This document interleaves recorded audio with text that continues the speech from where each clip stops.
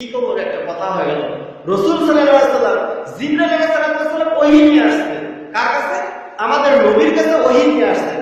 অথচ রাসূল সাল্লাল্লাহু আলাইহি ওয়াসাল্লাম বলছে, ইয়া কি জিবরাইল, ভাই তুমি তো আমার কাছে সবসময় ওহী নিয়ে আসো, আমি তোমার কথা শুনি, কিন্তু আজকে আমি তোমার কথা শুনবো না। তার মানে আজকে তুমি শুধু আমার কথা শুনে সবাই সুবহানাল্লাহ।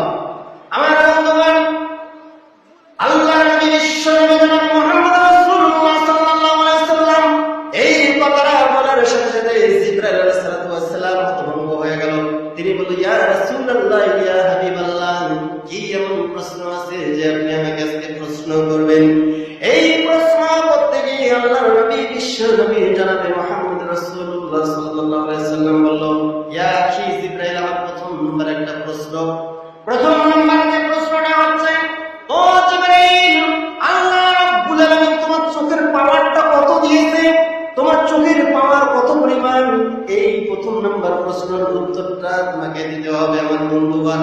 আল্লাহর নবীর প্রশ্নের জবাবে জিবরাইল আলাইহিস সালাম বলেন, ইয়া রাসূলুল্লাহ, ইয়া হাবিবাল্লাহ, আল্লাহ রাব্বুল আলামিন আমাকে চোখের দৃষ্টি শক্তি এত দিয়েছে, চোখের পাওয়ারটা দিয়েছে।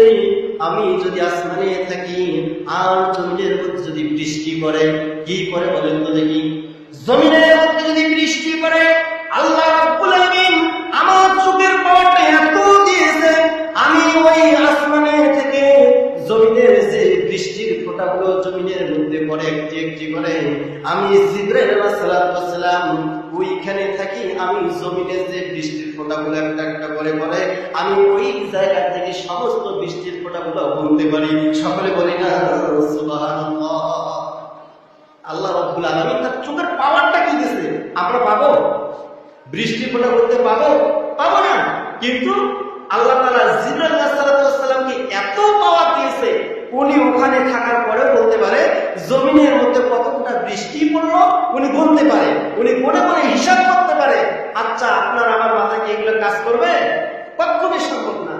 প্রথম নম্বর প্রশ্ন হয়ে গেল, আল্লাহর নবী বিশ্বনবী জনাব মুহাম্মদ রাসূলুল্লাহ সাল্লাল্লাহু আলাইহি ওয়াসাল্লাম বলল, বুঝতে পারলাম তুমি বৃষ্টির ফোঁটাগুলো বলতে পারো। ইয়া আখি জিবরাইল, দ্বিতীয় নম্বর প্রশ্ন আমার একটা আছে, তুমি কোন জিনিসটা বলতে পারো না? সকলে বলি সুবহানাল্লাহ। প্রথম নম্বর সে বৃষ্টির ফোঁটা বলতে পারে। আচ্ছা বলেন তো দেখি, যে বৃষ্টির ফোঁটাগুলো বলতে পারে, সে এমন কোন জিনিস কি আছে সে বলতে পারবে না? তার কাছে কি অসম্ভব? কোন অসম্ভব তো মনে নয়। আল্লাহ নবী বললেন, ইয়া আখি জিবরাইল, আচ্ছা বলো তুমি কোন জিনিসটা বলতে পারো না? এবার আল্লাহর নবীর প্রশ্নের জবাবে জিবরাইল আলাইহিস সালাম বলল, ইয়া রাসূলুল্লাহ, ইয়া হাবিবাল্লাহ, আসলে আপনার প্রশ্নটা ঠিক আছে, আমি একটা জিনিস বলতে পারি না। কয়টা জিনিস বলেন তো দেখি? পৃথিবীর যতগুলো কাজ আছে সমস্ত জিনিসগুলো আমি জিবরাইল আলাইহিস সালাম বলতে পারি, কিন্তু আমি একটা জিনিস বলতে পারি না। রাসূল সাল্লাল্লাহু আলাইহি ওয়াসাল্লাম বলল, ও জিবরাইল, তুমি আর দেরি করো না, কোন জিনিসটা বলতে পারো না সেই জিনিসটার কথা বলে দাও। আমার বন্ধুগণ, আল্লাহর নবীর প্রশ্নের জবাবে জিবরাইল আলাইহিস সালাম বলল, ইয়া আখি জিবরাইল, এই প্রশ্নের জবাবে জিবরাইল আলাইহিস সালাম বলল, ইয়া রাসূলুল্লাহ, ইয়া হাবিবাল্লাহ, তোমার যে উম্মতগুলো আছে, এই উম্মতগুলো যখন একটা সিজদা আল্লাহ তাআলাকে দেবে, এই সিজদাতে আল্লাহ রাব্বুল আলামিন যে কত পরিমাণ নেকি দেবে, আমি জিবরাইল আলাইহিস সালাম এই নেকিটা বলতে পারি না। সকলে বলি সুবহানাল্লাহ। সুবহানাল্লাহ কা মুবারক হায়, সুবহানাল্লাহ মুমিনো কা কাম হায়। সকলে বলি মারহাবা। তাহলে আমরা কি বুঝতে পারলাম?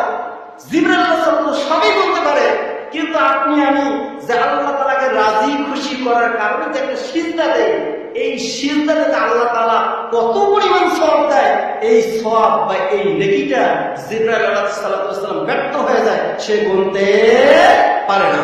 আল্লাহ তাআলা পবিত্র কোরআন কারীমের মধ্যে সূরাতুল ফাতিহার মধ্যে বলল, ইয়াকা না'বুদু ওয়া ইয়াকা নাস্তাঈন। আমরা প্রতি ওয়াক্তে নামাজের সময় আমরা বলি কি বলি না বলেন দেখি? সূরাতুল ফাতিহার নামাজ হয় না, এই সূরা ফাতিহার আমরা সব সময় বলি ইয়া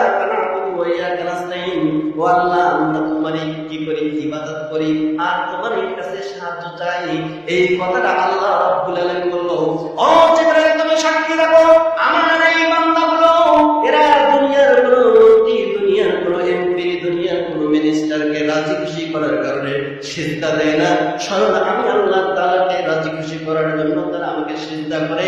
এই জন্য আমি আল্লাহ রাব্বুল আলামিন তাদেরকে এত পরিমাণ নেকি দেয়, এই নেকিটা জিবরাইল আলাইহিস সালাম ব্যর্থ হয়ে যায়, সেই নেকির পরিমাণ বলতে পারে না। সকলে বলি সুবহানাল্লাহ।